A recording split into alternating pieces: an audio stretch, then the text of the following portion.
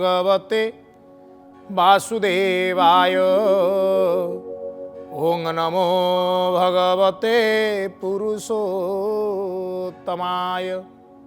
नारायणं नमस्कृत्य नरं चैव नरोत्तमं देवीं सरस्वतीं व्यासं ततो जयमुदीरयेत्। मुखं करोति वाचालं पङ्गुं लङ्घयते गिरिं यत्कृपातमहं वन्दे परमानन्दमाधवं। निगमकल्पतरोर्गलितं फलं सुखमुखादमृतद्रवसंयुतं पिबत भागवतं रसमालयं मुहुरहुरसिकाः भुवि भावुकाः। हे रसिक जन, मुहुर्मुहु प्रभुंकर चरण को चिंता करुथिबा हे कृष्ण कथा पिपासु शत्रुवृंद, जो प्राणेश्वर महाप्रभु श्री कृष्ण मनमोहन रूप को धारण करी मोहन वंशी रे आम मानक चित्त को सम्यक सम्यक आकर्षित करुचंती। संसार माया तुटुची आउ तांक प्रेम रे आम दिन हजुची। सेई महाप्रभुंक पाद तले आसंतु आमे समस्ते समर्पित हवा। भगवान गोविंदंकर चरणारविंद को बारंबार स्मरण करी आजिर अध्याय को आपण मानकु स्वागत करुची। श्रीमद् भागवत कथारे तृतीय स्कंदंकर 23तम अध्याय चर्चा करुथिले।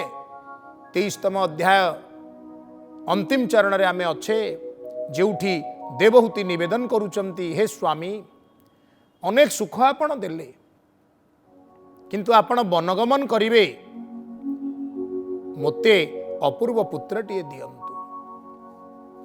कहउचंती कौन प्रार्थना सुन। देवहूतिंकर प्रार्थना, तुम्भर अंग संग मेले ए जन्म गला मोर भोले। मु तो सहजे नारी जन्म पाइची, मोर जीवन अंग संगरे काम सुखरे देह सुखरे बीतीगला। मु भोला है गली, बाउला है गली। आत्मार गति न जाणई ए दुख सुख मु मणई। संसार रे मु काहींकी जन्म नहींची, मोर गति कुआड़े, भगवत चिंतन कौन, मु से सबु रे निजकु नियोजित करि पारिले नाही। सुख आउ दुख यही दुईटी चक लगेई मो संसार गाड़ी गड़ुची, मु सेइथरे घांटी चकटी होउची। तुम्भ संगते संग करी हरि भजन मु पासोरी। हे स्वामी आपण निष्ठावान, आपण गोविंद चरण रे लय रखी संसार कले, आपण साधन प्रिय, किंतु मु तुच्छ। आपणक सहित जो दिन ठारू सुख करिवार सौभाग्य मिलिला, मु गोविंद को से दिन पासरी गली। पुणी कहउचंती, हे कांत मोते दया कर ए भव सागरु उद्धर। प्रत्येक प्राणींकर जीवनर एकमात्र लक्ष्य भवसागर उद्धार हवा। आपण कहे ये कौ प्रकार लक्ष्य, कहार लक्ष्य अच्छी। पिला माने पाठ पढ़ुचंती, किए भावुची लक्ष्य मोर इंजीनियर हम, किए भावुची लक्ष्य डाक्तर हम, किए भावुची लक्ष्य मु कौनसी ना कौनसी प्रकार संसार अधिक धनी होइजिबी, किए भावुची मु अधिक सुख उपभोग करी, किए भावुची मु अधिक गुड़िए जमी अख्तियार करदेवी, बड़ बिल्डर हेबी। हाँ, कौनसी ना कौनसी प्रकार निजर सुख मेंटेवा पाई व्यक्ति इच्छा करुची, किंतु एगुड़ा सब जीवन लक्ष्य नुहे। जेते कर, जेते अर्जन कर, जेते खर्च कर, जेते साइती रख, मशाणी पदारे गले देखिब रंक जोठी पोड़ी पाउंस हेची, रजा सेठी पोड़ी पाउंस हेची। फरक किछि नाही, केवल मुठाए पाउंस। सत्य ताहले कौन ना, सत्य होची माटी देह दिने माटी रे मिसिब। माटी देह माटी रे मिसिबा पूर्वरु भगवत करुणा प्राप्त हवा, भल मनीषटीए हवा, निजे भलरे बंची अन्य को भलरे बंचिवार सुजोग दवा, ତାହା ହିଁ ହେଉଛି ଭବସାଗରରୁ ପାରି ହେଇଯିବା। ହଁ, ଆହୁରି ତତ୍ତ୍ୱରେ କୁହାଯାଇଛି ଆଉ ପୁନର୍ଜନ୍ମ ହେବ ନାହିଁ, ଆଉ ଏଠିକି ଫେରିବାକୁ ପଡ଼ିବ ନାହିଁ, ସଂସାର ଭିତରେ ଆଉ ଘାଣ୍ଟି ଚକଟି ହେବାକୁ ପଡ଼ିବ ନାହିଁ। ଯେଉଁ ବୈକୁଣ୍ଠ ଧାମରୁ ଆମର ପତନ ହେଇଥିଲା ସେଇଠିକି ଆମେ ପୁଣି ଫେରିଯିବା। କିନ୍ତୁ ମୋ ବିଚାରରେ ସହଜ ଶବ୍ଦରେ ବୁଝିବା ହେଉଛି ସଂସାର ସୁଖ ଆଉ ଦୁଃଖର ଦୁଇ ପ୍ରକାରର ଅନୁଭବ। ଯେଉଁମାନେ ସୁଖ ଦୁଃଖର ଅନୁଭବରୁ ଉପରକୁ ଚାଲି ଯାଆନ୍ତି, ଦ୍ୱନ୍ଦ୍ୱୈରି ବିମୁକ୍ତ୍ୱା ସୁଖ ଦୁଃଖ ସଙ୍ଗୈ ଗଚ୍ଛନ୍ତି ମୂଢ଼ାଃ ପଦମ ଅବ୍ୟୟମ୍ ତତ୍, ସେଇମାନେ ଗମନ କରନ୍ତି ଅବ୍ୟୟ ପଦକୁ। ଯେଉଁମାନେ ଏଇ ଦ୍ୱନ୍ଦ୍ୱରୁ ସୁଖ ଦୁଃଖ ଭଲ ମନ୍ଦ କଳା ଧଳା ନାରୀ ପୁରୁଷ ଖଟା ମିଠା ୟାର ଦ୍ୱନ୍ଦ୍ୱରୁ ଉପରକୁ ପଳାନ୍ତି, ସେଇ ହେଉଛି ଭବସାଗରରୁ ପାରି ହେବା। ଯେଉଁ ସ୍ଥିତି ତାଙ୍କର ଆସେ ସେ ସ୍ଥିତିରେ ସେମାନେ ନିର୍ବାଣ ସ୍ଥିତିରେ ନିବାସ କରନ୍ତି, ମୋକ୍ଷ ସ୍ଥିତିରେ ନିବାସ କରନ୍ତି, ବୈକୁଣ୍ଠ ପ୍ରାପ୍ତି ହେଇଯାଆନ୍ତି।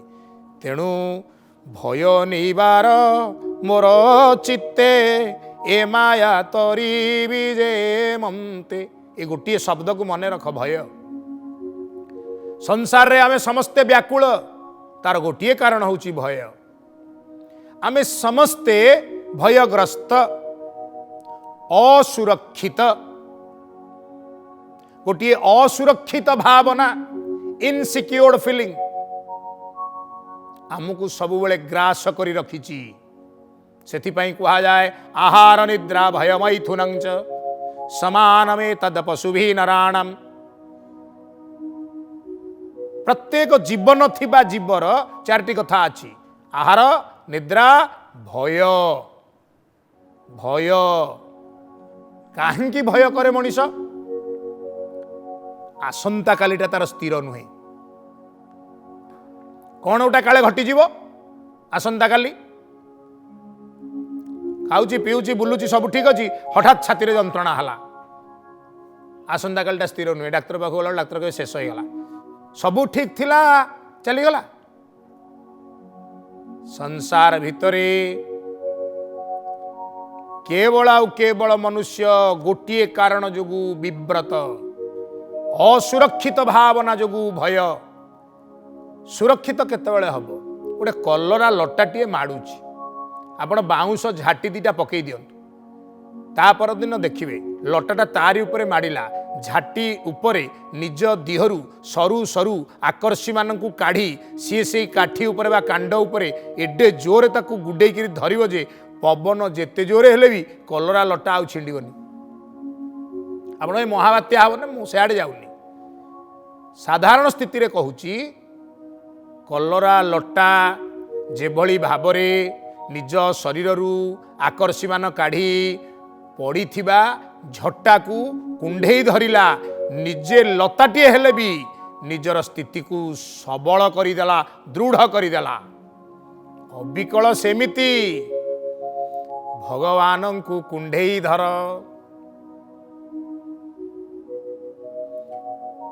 बोलिए नंदनंदन भगवान की जय, बोलिए नंदनंदन भगवान की जय। हे मोर माँ माने बापा माने, गोविंद श्रीकृष्ण मदनमोहन मनमोहन ये होचंती आम जीवनर आश्रय, आमे होचे तांकर आश्रित, सी होचंती आम जीवनर अपूर्व सेई झट्टा, आमे होचे लता, लता और झट्टा परस्पर सहित एक होइजिवे। निज देहरु आकर्षि काढ़िला लता, अर्थात निज ठारू प्रेम काढ़, निज ठारू भल पाइबा काढ़, निज ठारू समर्पण काढ़, निज ठारू भक्ति काढ़, ए सबू को काढ़ी प्रभु पाखरे शरणागत हो जाओ। अंतर भितरे यही समस्त दिव्य भावर संचरण कराओ, आउ भय आसीबनी। देवहूति कहउचंदी भय मते बारंबार विव्रत करूची, ए भवसागर उद्धर भय निबार मोर चित्ते, ए माया तरिबी केमंते। माया मते भयरे पकौची, मु केमिति ए माया तरिबी। विषया विषे जार संग, आबोरे संसार तरंग।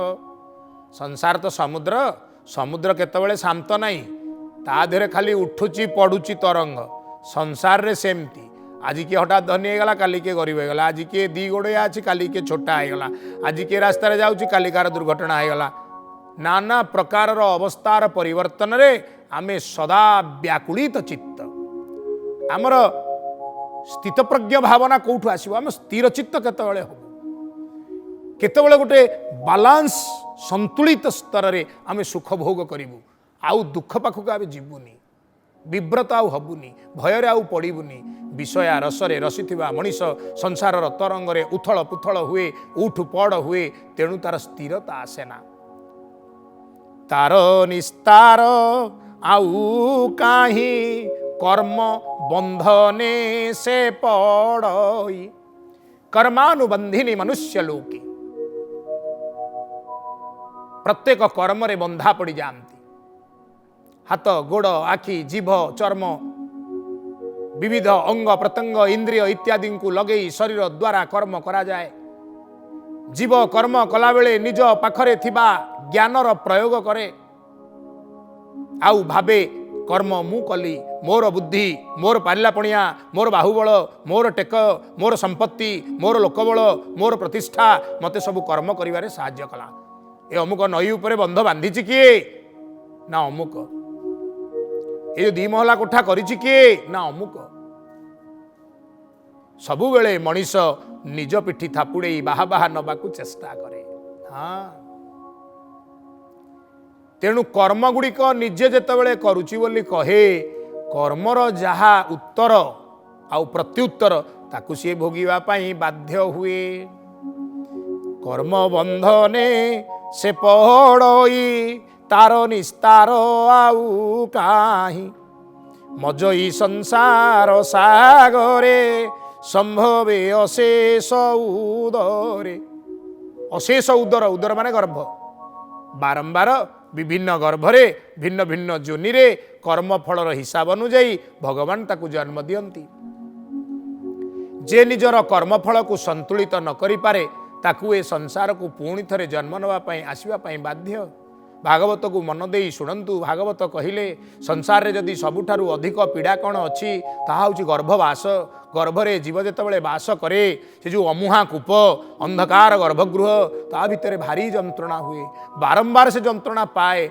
सेति बेले शपथ करे भगवान जेतेबेले ताकू गढ़ु थांती निज हाथ रे हे प्रभु आउ आसीबिनी आउ कष्ट करिबिनी आउ ए जंत्रणा सही पारिबिनी एई थरक क्षमा कर दियो किंतु जदि जन्म ही जाए पुणी से अठारे पड़ी लटर पटर हुए जहा कहिथिला सकाळे सबु भूली गला राति रे पुणी से इथरे लागी जाए काम रे ए भाव जानी जार मन विष्णु भजने सावधान एक कथा तो काटी हबनी संसार रे जन्म नहींचे हाँ कोईला खणी रे पशिब दिह कला न हब एम तो कथा नहीं किंतु दिह कला हब कलार भावना को आमे बहन करिबा नहीं केमिति हब ना विष्णुंकर भजन रे मन को बुड़ेई रखिथिले दिहर जदि तेल टिके मारिकिरी कोईला खणी रे पशिब कला जहा हैला कपड़ा रे पोछि देले संगे संगे पळेइबो तेणु विष्णु भजन हेउची आमर सेई अंगराग सेई अपूर्व दिव्य प्रसाधन जहा को शरीर रे वहन कर ए जीव आत्मा को धरे न बुड़े संसार सागरे जे इह जन्म धर्म कर्मे हरि न भजे माया भ्रमे हे स्वामीन इह जन्म रे एई जन्म रे जे धर्म रूपक कर्म को आपणे हरि भजन करे से तरी जाए जे से परि न करे जे तीर्थ पद न भजिला से प्राणी जीव थाऊ मला आम भावुचे से जीवन बहिची सेटा बंचिची खाऊची पीऊची गंडी बुहाईची ता माने कौन से बंचिची ना ना जो प्राणी जीवदशा रे थाऊ थाऊ प्रभु पादरु विच्युत हो गला सी मरीगला बोली जान तार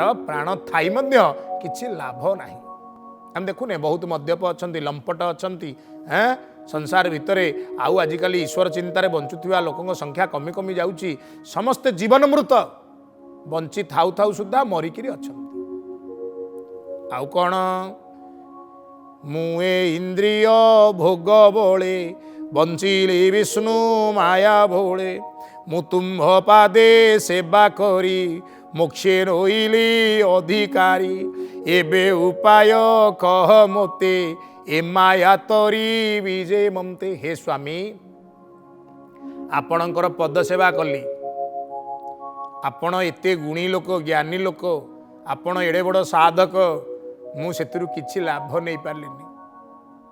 हाँ पाखेरे आपणकर विराट हीरा अछि आपण किंतु भिक मागिकी खाउचंती हीराटा हीरा बोली आपण जानी नाहंती कि हीरार मूल्य केते भी आपण जानी नाहंती। सेही भली भाबरे प्रजापति कर्दम महामुनि कर्दम तांको पाखरे देवहूति कहउचंती देहभोग करू करू सबु भूली गली। स्वामी आपणकर जो प्रभाव से प्रभाव मो ऊपर किछि पड़िलानी एबे मते कृपा करंतु मते पुत्रटीए प्रदान करंतु मते हरिभक्ति किपरि अंतकरण रे जाग्रत करई हबो शिखई दियंतु मते संसारर मायारू उद्धारर बाट बतई दियंतु तापरे आपण जानतु तप आचरण को। बोलो आनंदे कबार हरि बोल। 24तम अध्याय प्रवेश हैला। मैत्रेय महामुनि कहउचंती विदुर हेमंत पत्नी वचने कर्दम अति सावधाने गोविंद पादे मन देई कहंती पत्नी मुख चाहि। देवहूति भय करना तुम मनरे जो शंका अछि तार समाधान सुंदर भाव हब सुन। तू देवी रूपे अनिंदिता मने न कर किछि चिंता एही निकटे तो उदरे गोविंद नर कलेवरे।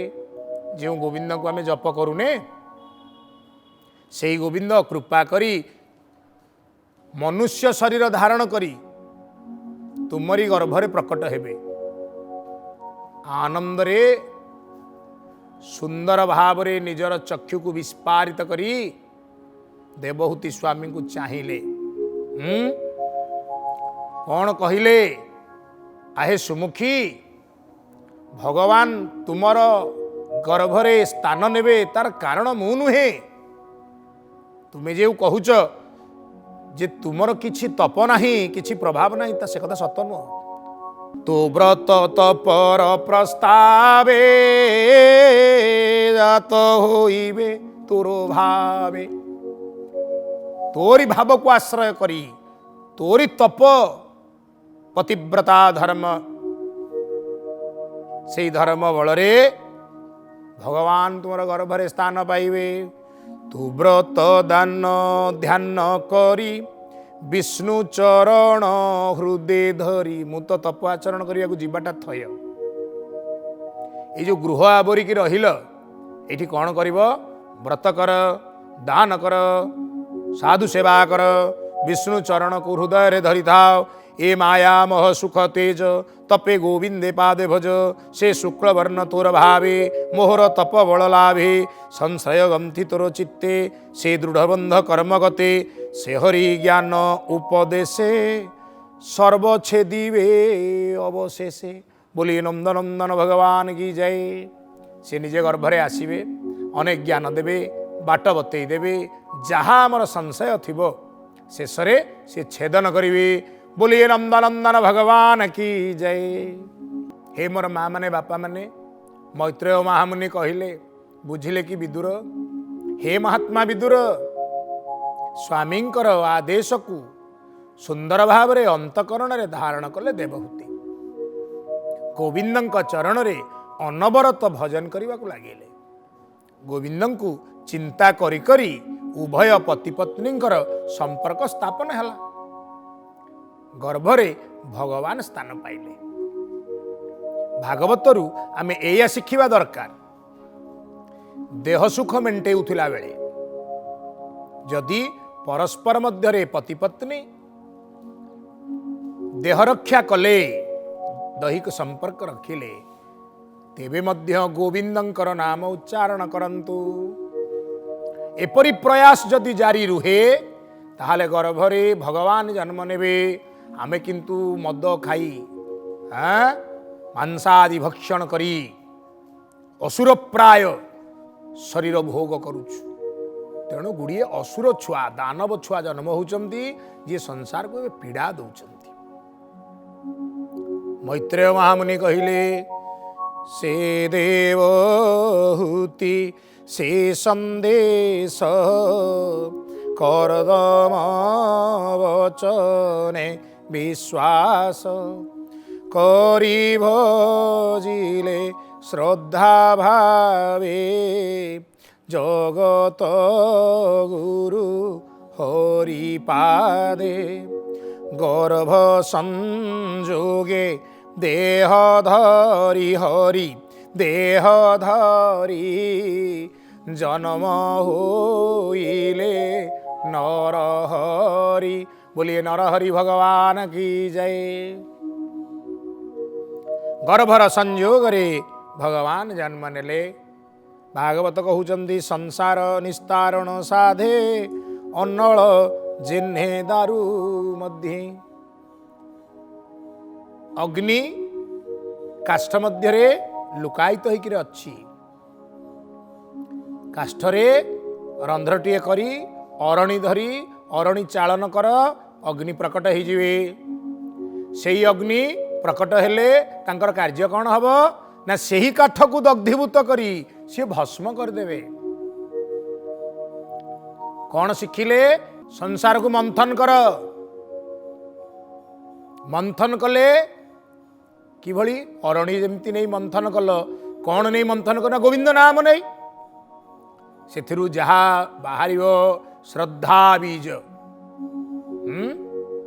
कहे अभिराम श्रद्धा बीज रोपी पाद पंकज कुकुंडा। ठाकुर मोर कहिले अंतकरण भितरे श्रद्धा बीज को रोपण कर धीरे धीरे प्रेम वृक्ष रे परिणत हब सेथिरे प्रेमर फल फलियो। पाद पंकज को कुंढेई धर ताहा तुमर संसार भावना को जाली पोड़ी ध्वंस करदब। तुम्हें संसारर न होई संसारी जी संसार को तैयारी करचंती संसार जे सृष्टिकर्ता तांकर ही जीव। बोलो आनंदे एक बार हरि बोलो। भगवान प्रकट हो गले गर्भ मध्यरे स्वाभाविक कथा। समस्त देवतागण मुनिगण भगवान को स्तुति निश्चित करिवे। ऋतु परिवर्तन हो मंदमलय प्रवाहित हब नदीर जलमाने स्वच्छ हो काक पीक कोकिल समस्ते निज निजर भावना को भगवान ठारे प्रकट कराइबा पई सुमिष्ट सुंदर नादमान सृष्टि करिवे। तेणु प्रकृति परिवेश देव सुर नर जक्ष गंधर्व किन्नर समस्ते गर्भस्तुति करने को लगिले। समय इंगित देलेनी बाणी विराम नेबे। भगवान गर्भरे उदय होइचंती। आमको आजिर अध्याय रे शिक्षा मिलुची भगवान को गर्भ मध्य उदय करने पाई हेले मन मध्यरे श्रद्धा भाव तुंडरे गोविंदंक नाम अंतकरण रे तांकर लीला को धारण करी जदि आमे गृहस्थ धर्म को बंचिबा तेबे जीवन सुंदर आउ सफल हो हौ। प्रभुंकर कृपा रहू समस्तंक जीवन सुंदर हो मधुमय हो एतिकी प्रभुंक चरण रे प्रार्थना करी आज पाई रहुची। ओं नमो भगवते वासुदेवाय।